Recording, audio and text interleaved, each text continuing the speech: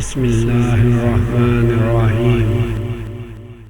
خواتین اور بچے یزید کے دربار میں۔ ادھر ابن سعد نے آپ رضی اللہ تعالیٰ عنہ کے اہل و عیال کو ابن زیاد تک پہنچا دیا۔ حسین رضی اللہ تعالیٰ عنہ بن علی رضی اللہ تعالیٰ عنہ کے گھرانے کا صرف ایک ہی فرزند بچا تھا جو بیماری کے باعث خواتین کے پاس تھا۔ یہ امام زین العابدین تھے جو زیر نظر روایت کے ماخذ امام ابو جعفر رحمۃ اللہ علیہ کے والد ماجد ہیں۔ ابن زیاد نے حکم دیا کہ انہیں بھی قتل کر دیا جائے، لیکن پھوپھی زینب رضی اللہ تعالیٰ عنہا ان سے لپٹ گئیں اور فرمانے لگیں، خدا کی قسم یہ ہرگز قتل نہیں ہوگا، پہلے مجھے قتل کرو۔ یہ دیکھ کر ابن زیاد کچھ نرم پڑ گیا اور ان کے قتل سے رک گیا۔ پھر ابن زیاد نے ان عورتوں اور بچوں کو یزید کے پاس بھیج دیا۔ یزید نے دربار عام کیا، ان خواتین اور بچوں کو دربار میں لایا گیا۔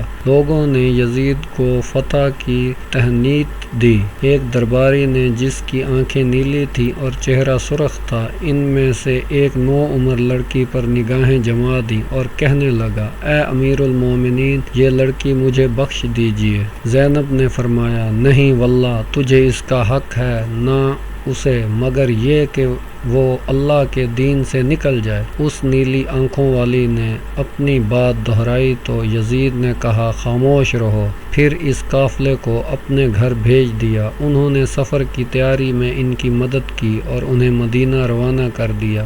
ابن جریری طبری رحمۃ اللہ علیہ نے یہ دل فگار واقعہ دوسری سند کے ساتھ تفصیل سے نقل کیا ہے۔ آپ لکھتے ہیں، فاطمہ بنت علی سے مروی ہے کہ جب ہم یزید کے سامنے بٹھائے گئے تو اس نے ہم پر ترس کھایا، ہمیں کچھ دینے کا حکم دیا، بڑی مہربانی سے پیش آیا۔ اسی اثناء میں ایک سرخ رنگ کا شامی کھڑا ہوا اور کہنے لگا، اے امیر المومنین، یہ لڑکی مجھے عنایت کر دیجیے، اور میری طرف اشارہ کیا۔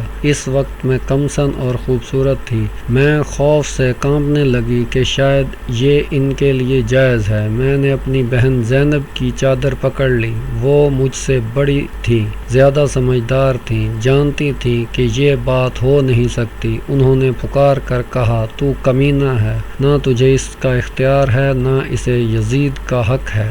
اس جرت پر یزید کو غصہ آ گیا، کہنے لگا، تو جھوٹ بکتی ہے، واللہ مجھے یہ حق حاصل ہے، اگر چاہوں تو ابھی کر سکتا ہوں۔ زینب نے کہا، واللہ ہرگز نہیں، خدا نے تمہیں ہرگز یہ حق نہیں دیا۔ یہ دوسری بات ہے کہ تم ہماری ملت سے نکل جاؤ اور ہمارا دین چھوڑ کر دوسرا دین اختیار کر لو۔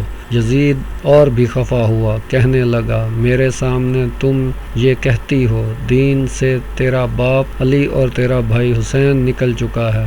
زینب رضی اللہ تعالی عنہا نے بلا تامل جواب دیا، اللہ کے دین سے، میرے نانا کے دین سے، میرے باپ کے دین سے، میرے بھائی کے دین سے تو نے، تیرے باپ نے، تیرے دادا نے ہدایت پائی ہے۔ یزید چلایا، اے دشمن خدا تو جھوٹی ہے۔ زینب بولی، تو زبردستی حاکم بن بیٹھا ہے، ظلم سے گالیاں دیتا ہے، اپنی قوت سے مخلوق کو دباتا ہے۔ فاطمہ بنت علی رضی اللہ تعالی عنہا کہتی ہیں، یہ گفتگو سن کر شاید یزید شرمندہ ہو گیا، کیونکہ پھر کچھ نہ بولا، مگر وہ شامی پھر کھڑا ہوا اور وہی بات کہی۔ اس پر یزید نے غضبناک آواز میں اسے ڈانٹ پلائی، دور ہو کمبخت، خدا تجھے موت کا تحفہ بخشے۔ اس واقعے سے جہاں خانواؤں نبوت کی جرأت و شجاعت ظاہر ہوتی ہے، وہاں یہ بھی اندازہ ہوتا ہے کہ یزید اقتدار و قوت کے نشے میں کتنا بدمست تھا، اور اس نے اپنے ارد گرد کیسے کیسے بے حیا اور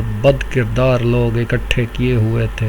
سوچئے اور اپنے ایمانی جذبات کو تازہ کر کے سوچئے کہ اہل بیت طہار رضی اللہ تعالی عنہا کی عزت و عصمت پر اٹھنے والی بے شمار نگاہیں، ان کی شان و اقدس پر حرف گیری کرنے والی بے باک اور ناپاک زبانیں کیا امت محمد صلی اللہ علیہ وسلم میں شمار ہونے کے قابل ہیں؟